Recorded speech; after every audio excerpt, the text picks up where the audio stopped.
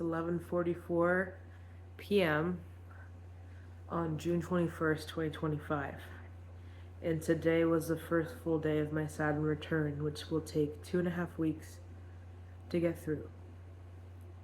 My Saturn is in Aries. My mother's Saturn is in Aries.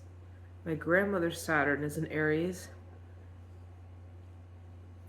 And I just found out that my great-grandmother, who died when she was 102, she was born July 19th, 1898. So I just realized I can see when her Saturn is. It's a big deal for me to make it to this point in my life. And I just don't look like my age. I don't look like the years I've had, which is what Shirley Ralph said in that TED Talk. I love Shirley Ralph. I'm Dominican and she's Jamaican. I've loved her since she was in Moesha. So when I saw this TED Talk about like self-confidence, I like to make sure that I also sound like someone who's confident, someone who knows about themselves. And I do. I just find it to be interesting that despite all of this self-confidence and self-understanding, the self-worth isn't fully there yet. I was kind of raised to be beneath myself and then put everybody above myself. And I don't think that's very fair.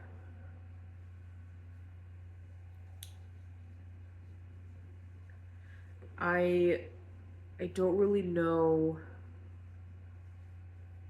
what I should be doing with my life still, besides wanting to be a midwife. I've never been so sure of anything else.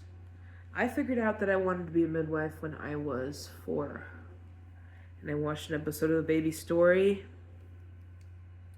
Last year, I saw a TikTok of somebody who's now a doctor who wants to be an OBGYN because of the same show at the same time. Only I was born with parents who weren't as supportive, and she was lucky enough to have a lot of, physical, emotional, financial support. My 10 years since I graduated high school was on the 19th.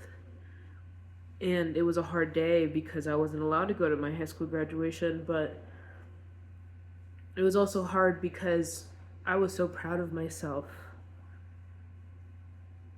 And I'm still proud of myself. But all I could think was, if I was graduating with high honors, with nothing, with no support, no money, what made it seem like feasible that I would be so far up? I was like top 10% of the class. Still working and going to school.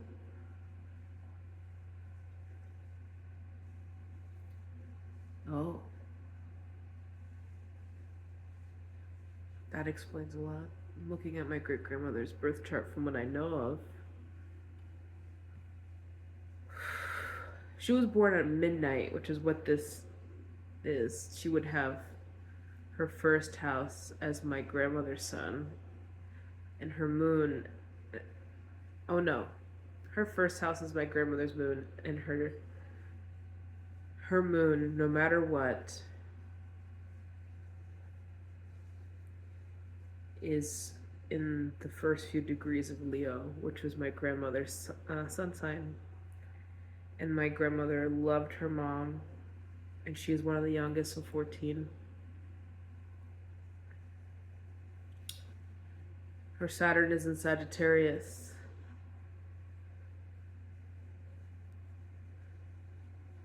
Mercury in Leo, Venus in Virgo, Mars in Gemini, Jupiter in Libra, Saturn in Sagittarius. Uranus and Scorpio, Neptune, Gemini, Pluto, Gemini.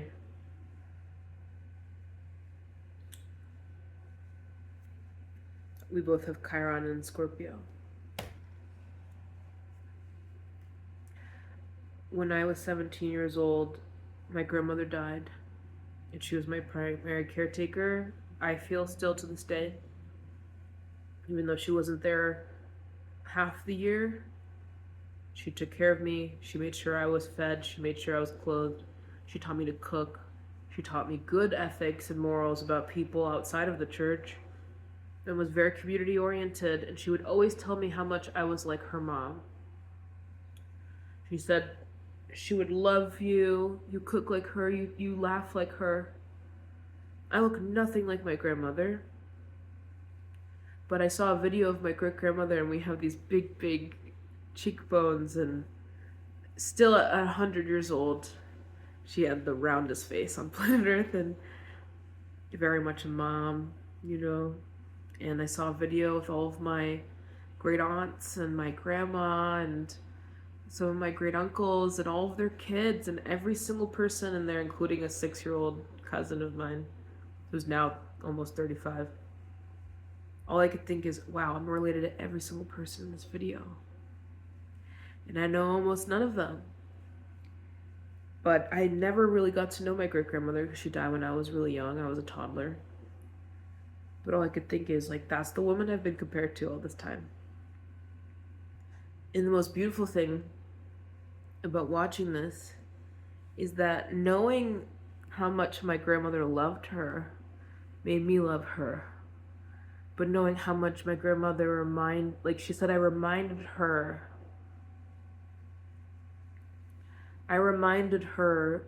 of her mother. And my grandmother was like my mother. And so in this really fucked up roundabout kind of way, it's that Buddhist Bodhisattva situation. Like, everyone's your mom. And it's not quite reincarnation, mostly because this is my great-grandmother. But my great-grandma loved her mother. And my grandmother loved her mother, and my mother loved her mother, and that's where the cycle ends. I'm actually really lucky to come from a long lineage of mothers who love their daughters, but I'm not binary, and I'm not that lucky in terms of my upbringing, but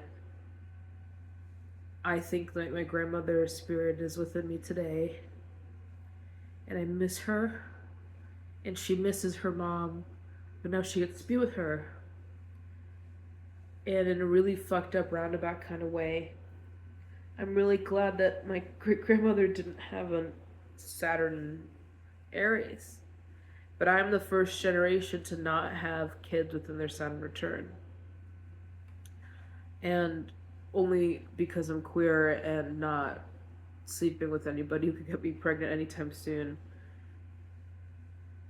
I'm it. It ends with me.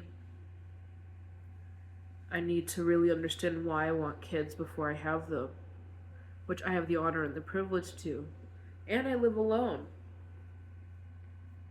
I'm educated. I can eat whatever I want, whenever I want to. I've been able to find a job whenever I need one, and I've been supported when I don't. And all of my education has been paid for because of the promises and hopes and dreams and desires of all of these beautiful people who've come before me. And I feel so honored as a singer to make it to 28.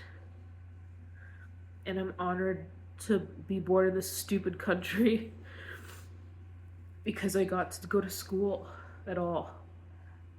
And 18-year-old me who graduated number 33 out of 500 kids. I'm proud of that kid. I'm proud of the homeless 18-year-old that came right after. I'm homeless of the kid who had to go to a respite center to stay alive. I'm proud of the person who found a job by walking up the block and asking every fucking business for a job and only needed to ask 3, and then finding a job. I'm proud of the person who is delusional. I'm proud of the person who lives when no one wants them to. I'm proud of the person who made it through all this difficulty and is still excited for a future, even if things aren't very amiable. And I'm proud of me because I love me.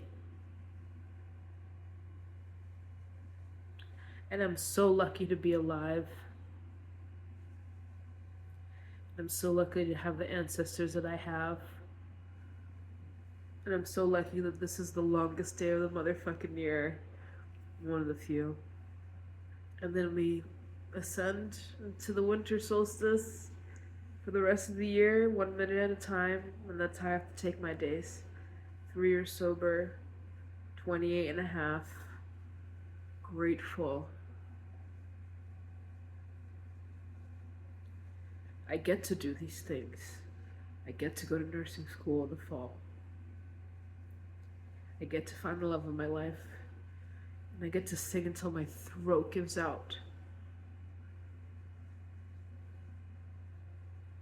My brain says, te mereces. Which means you deserve it. Yeah. I fucking do.